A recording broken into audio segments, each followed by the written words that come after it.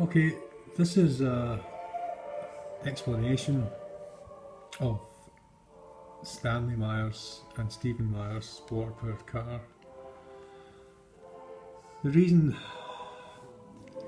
is they're giving you an explanation is because you can pretty much see everything on the car in this particular video, and it definitely warrants a thorough explanation of what's going on in this car here, this picture. So we've got the gas management system here. I'll go into that in a bit. And you've got the cell and the gas processor, another gas processor, heater, electronic unit, intensifier circuit unit. So what we'll do is we'll just get to the beginning of the video where they start to talk, and then we'll basically go through what this is all about.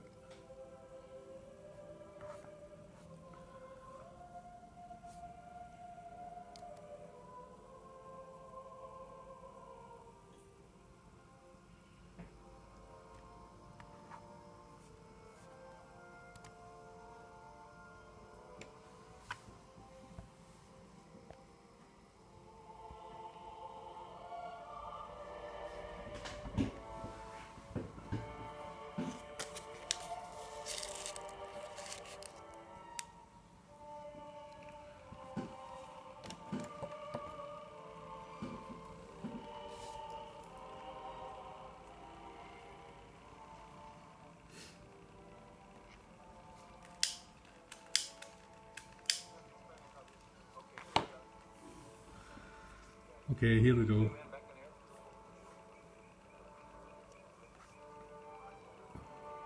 Are we on?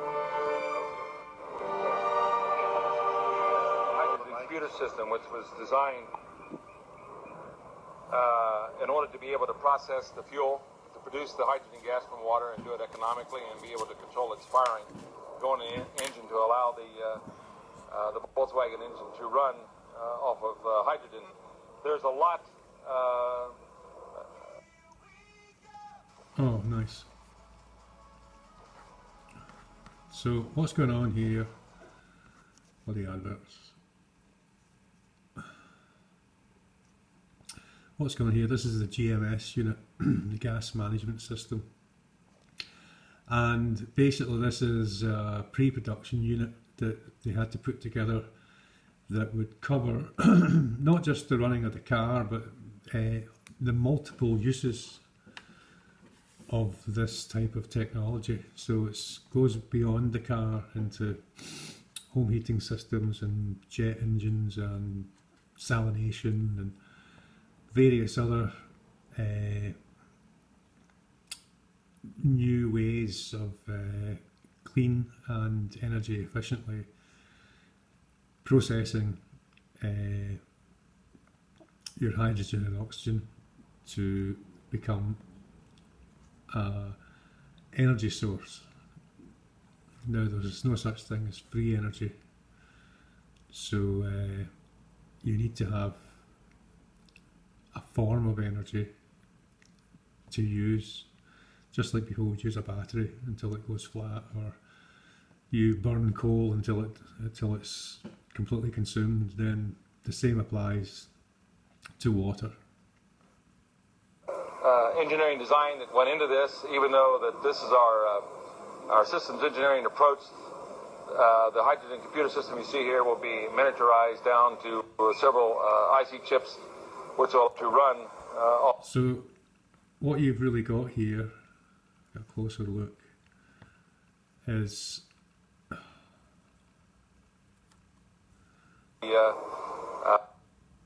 once it clears up, I think about here, more. Right, so what this GMS unit actually does, it's divided into 11 cards, and these 11 cards basically control, it's called the gas management system, and it controls the gas mixtures. There's essentially your hydrogen and oxygen from the cell, and then there's your processed intake air, which is all processed. No external air gets in, and your exhaust gas recycle. And the exhaust gas recycle basically reduces the burn rate of the hydrogen and oxygen, and you can vary it from these controls, and you can basically vary the burn rate to equal petrol or gas or diesel engines. The GMS input, the input for this unit is ancillary that's added to the distributor, which basically just sends a signal on every rotation of the distributor to this unit. This unit also does the ignition timing, which is the injection timing. So, like I said, this is not a final unit. This is, the system has been set up to run different ancillaries. Like, for instance,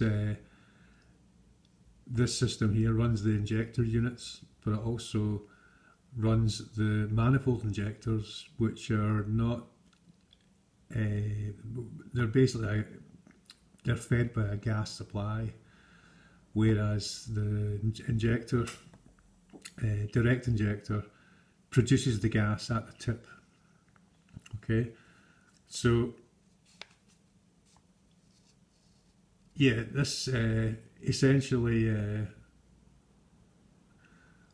is very much like a modern car ECU, except the ancillaries attached to it are different.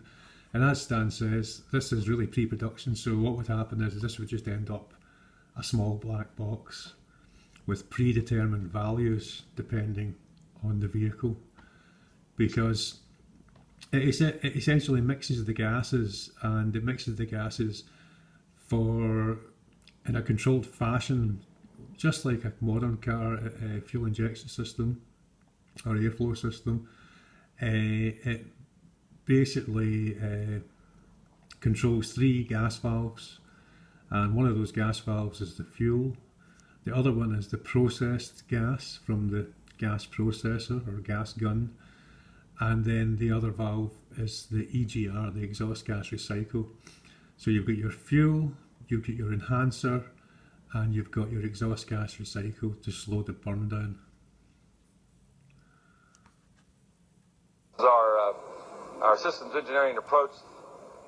The hydrogen computer system you see here will be miniaturized down to several IC chips, which will allow us to give the economics to apply to a conventional car.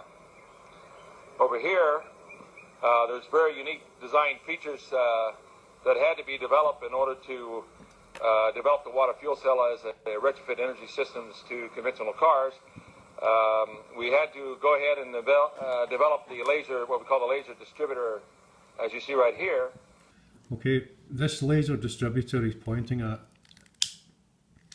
is basically an add-on to the mechanical Volkswagen distributor, and this component here sends a signal at every rotation. Now, Stan calls it a laser distributor, but this was quite some time ago, and so it's basically just an optical timing signal which goes to the gas processor we were previously looking at, which is put between the conventional rotor cap and that of the rotor assembly. And primarily what this does, this sets up the electronic signals that goes back and triggers the computer system in order to allow the car to run successfully on hydrogen. In order to run this engine off of water, we've also had to learn the ability to adjust the burn rate of hydrogen to co-equal the fossil fuels. We did this by simply now pulling off a portion of the exhaust gas that's coming from the engine, as you see through this tube here, that's going through this electronic regulator that's hooked up to the hydrogen computer. And basically what's happening is that as the... So stick with me here. That little valve he was pointing to is controlling the amount of exhaust gas recycle going in to the burn. ambient air is going into the engine and going through the burning process, it produces the non-combustible gases that retards the speed by which the oxygen atom unites to the hydrogen and bring on gas ignition. So by simply using the non-combustible gases coming from the exhaust of the engine, we now modulate and control the speed by which that oxygen unites with the hydrogen, and therefore we are adjusting the burn rate of hydrogen to co-equal that of gasoline or fossil fuels or even diesel fuel.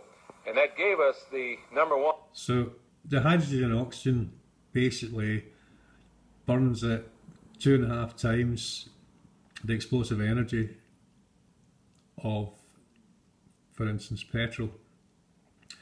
And so it burns at a much faster rate as well. So per cycle you would need, just to keep the engine running, 2.5 times less fuel, which is the hydrogen and oxygen, which means that you're mixing considerable amount of exhaust gas recycle into the hydrogen and oxygen to bring it down to the same burn rate as petrol or butane or diesel. One, retrofit capabilities or retrofitting the water fuel cell technology to an existing engine, and we do this electronically. The unit that you see right here, we call this a gas processor, and basically what... Now this is where you have to really pay attention. Now this really is the invention. It's the gas processor. Inside this device here, there's rows of LEDs, red LEDs that are 660 nanometers, and there's also 2 stainless steel tubes, which is basically like a cell, but the positive tube has got a dielectric barrier on it, which is a quartz tube. So you've got an inner negative stainless steel tube and about a 1 mil gap or so, and then a quartz liner which is on the inside of the outer electrode or tube, which means that it's essentially what's called a dielectric barrier discharge. It's a plasma reactor.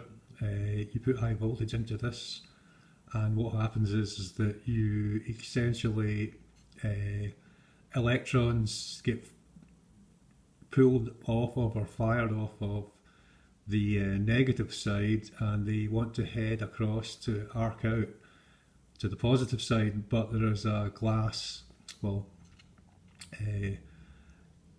basically there's a glass barrier in the way.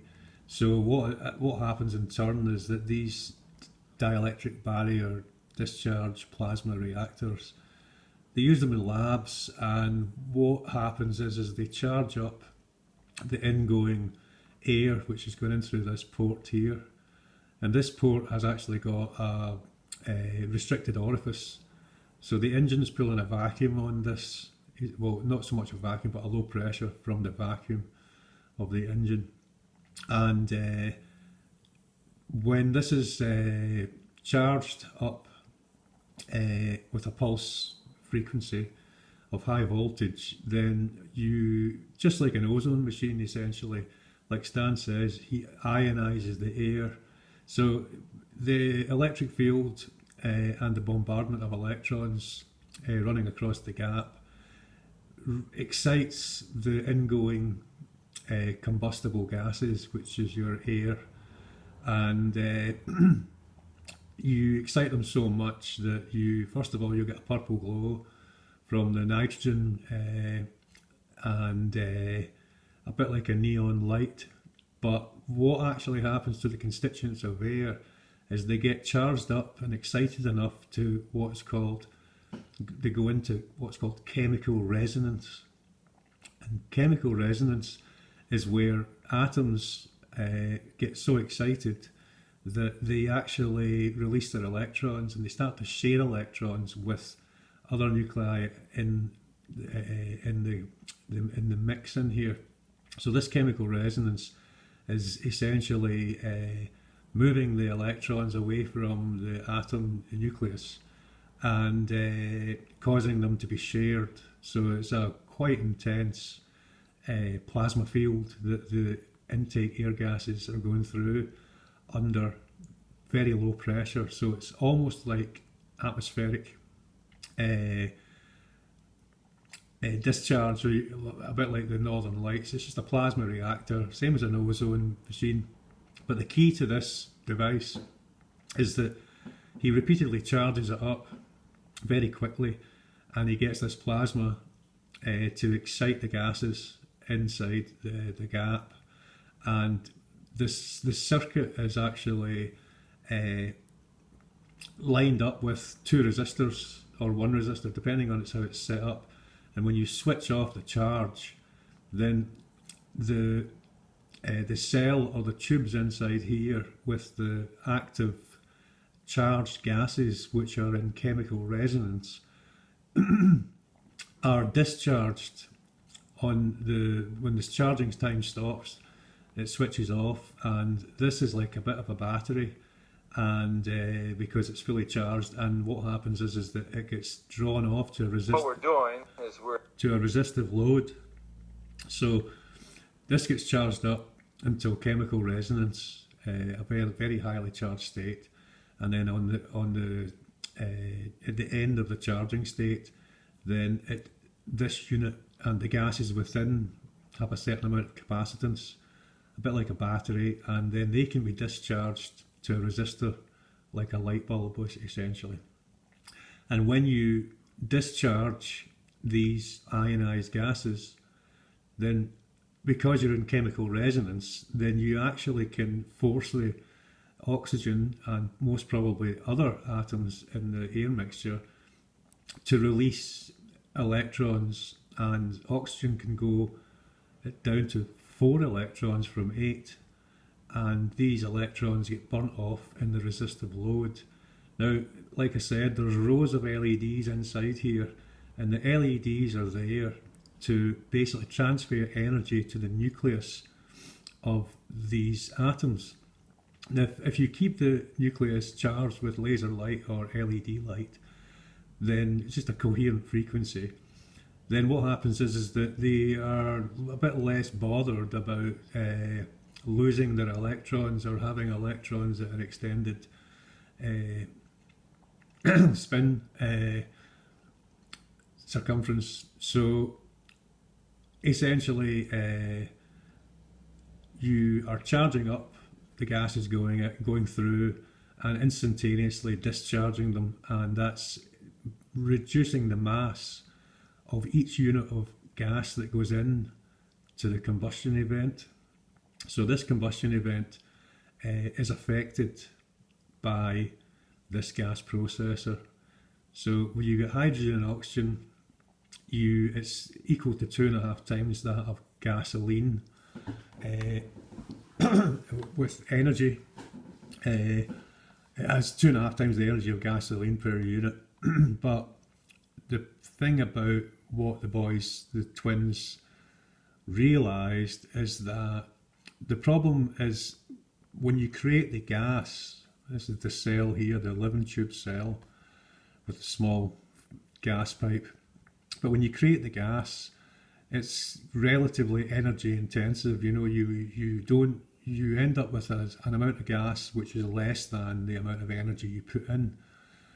But what these twins worked out to be the problem with the idea of running your car from hydrogen and oxygen from water was that when you burn the gas, you actually only receive 1/millionth of the energy. And so you make a gas from the cell, and it's a dry hydrogen oxygen gas with no water. It's pure gas. And when it goes into combustion, the ignition occurs and a certain amount of energy is released, but the majority, 99.99% of the gas turns back into water. So water has got to be looked upon post combustion as a byproduct. You know, it's the waste of the combustion moment. So this gas processor here is reducing the oxygen mass down to 4 electrons. Now, the oxygen is 8 times bigger than the hydrogen atom. So it's got 8 times the attraction force over the hydrogen atom, over the hydrogen electron than the hydrogen atom has. So when you add this combustible ionized, mass reduced to a resistive load oxygen at the moment of combustion with the fuel, then what happens is that you get more than 2.5 times the energy output from the event. So they worked out how to go beyond the natural shutting down of the conversion from gas to water and extending that window by using this gas processor and the mass reduced oxygen. So the mass reduced oxygen goes into the combustion moment with the gases, and when the ignition happens, then the oxygen that really needs to find 4 electrons, and it's in a highly charged state, unstable state, will quite happily remove electrons from any hydrogen atoms that are during the combustion moment. And these hydrogen atoms are forced by nature essentially to do, they're forced to give up their energy, their mass to energy, And even although one hydrogen atom is really a tiny amount of energy, if you've got millions of them and millions of these processed oxygen atoms, then they appear to take an effect on the combustion moment, which releases more energy per unit and leaves less water as a byproduct. We're ionizing the ambient air gases that is now going into the process, and this allows us to trigger and use the hydrogen fracturing technology. So he talks about the hydrogen fracturing technology, and that's what I was just previously explaining, is that you're taking a normal burn of hydrogen and oxygen, you're adding these processed gases, and what he coined the name of hydrogen fracturing is essentially these large oxygen atoms that are desperate for electrons will overcome the hydrogen atoms' ability to hold on to its electron and force it to give up its mass to energy, increasing the output of the burn and less waste. Tapping into a higher energy yield coming from the hydrogen. You see, he says we're tapping into a higher energy yield coming from the hydrogen. That's the hydrogen fracturing process. That is the invention. Everything else is about efficiency. The cell, the electronics. He just brought Faraday electrolysis up to date and then expanded on that to make it extremely efficient. But without the processor, the car wouldn't run, essentially. The processor is key to releasing more energy from the hydrogen, and similarly, later on he shows you the direct injector, and he explains that water can hold up to 17% ambient air, which is what the fish breathe. They don't breathe the oxygen in the water, they breathe the air that's diluted in the water. So water can hold up to 17% diluted gases. So what Myers was doing was he was producing processed gas with deficient oxygen, for electron deficient oxygen, and then he diffused this gas through the water. And when he diffused the gas through the water, he fed the water and the mixed gases to the injector, which removes the need for producing gas, because the injector everything happens at the tip of the injector. I'll go on to that in a minute. The unit you see right here, this is referred to as a resonant cavity. Water is now fed into the resonant cavity through this water tank, and as such, we now expose the water to a very high intense pulse voltage field and restrict the amps, and therefore the electrical polarization process now allows us to release the hydrogen economically from water. And by attenuating the voltage field, the amplitude of the voltage field, we now can control the rate of the production of the hydrogen gas on demand. So this is what's referred to as a constant demand generator. So this generator is controlled, like I said, from the GMS system. It's got a pressure regulator on it, which tells the GMS system that it's full and stops. This is the cards that are used for, they're called the voltage intensifier circuits. Now they, basically there's one for each cell, and they are efficiently producing hydrogen and oxygen from this unit, and it's centrally controlled from the ECU, which is actually a GMS unit. We also now extend or allow the voltage amplitude to increase even to a higher level and allow the water atoms to go into an ionization state, which gives us the ability even to produce a higher energy yield by producing more hydrogen gas on demand. So now, when Stan says this about the water going into an ionization state, what he's actually talking about is the dissolved gases and the ambient air gases in the water are being acted upon in the water.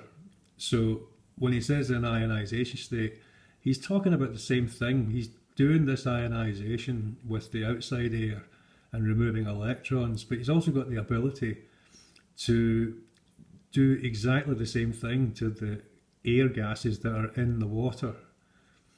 So this in turn improves the output of the electrolysis, and he improves it to the point where you can make huge amounts of gas which are actually not necessary.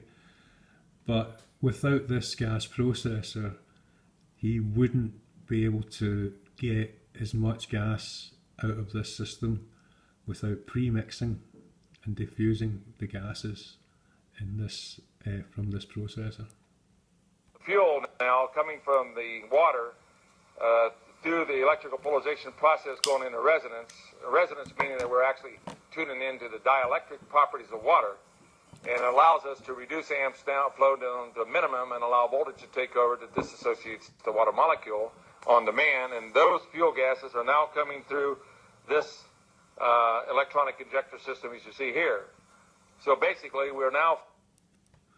Now this electronic injection system here is a manifold injection system. There's two injectors on either side, one for each cylinder, and it's directed into the manifold, and these are gas pipes.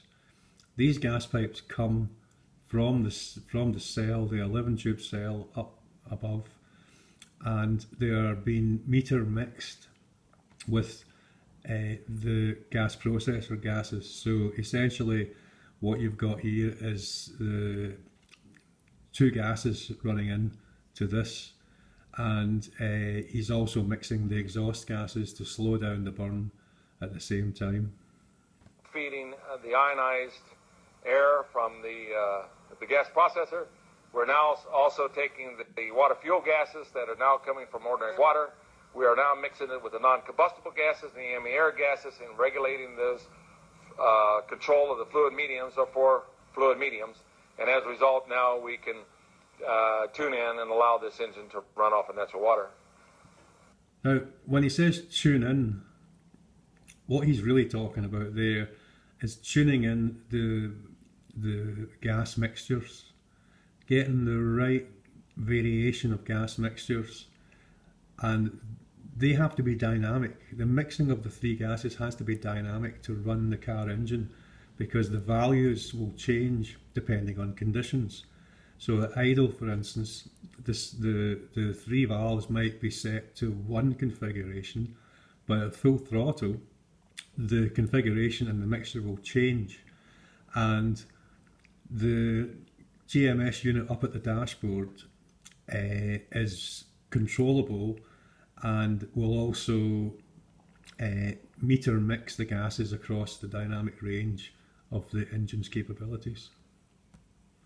This system's approach, this particular unit here is referred to as the VIC, or the voltage intensified circuit technology. Now these cards here, there's one here for each cell, and there's ones for the processor, and what these basically are is pulse signal, DC signal pulse generators, and they create a signal, and plugged onto the bottom of them is some quite reasonably large transformers, one for each card, and the transformers take the signal and multiply the voltage, I think it's times 5 or 6, to go to the cell and the gas processor. So this is the drivers essentially to run the cell and the processor, and the configuration is very similar. There is some basic differences, but in general he's acting on the gases in the water column, and he's also acting on the gases that are being drawn, the ambient air gases that are going into the combustion moment. Miniaturized down to a very small, lightweight system. This is demonstrated in our systems engineering approach on the technology that we can apply it to other applications, not only in the transportation area, but also in industrial applications. So it's paramount that we would demonstrate and have the technology solved for design engineering, retrofitting to existing energy-consuming devices, whether it's being run in an internal combustion engine or a diesel engine, or hook it to an industrial process. So all of these design interfacing technology is now... So what he's really saying here is that this unit with all the cards and the GMS unit is not just for the car. It's a design application which covers the many uses of this new technology.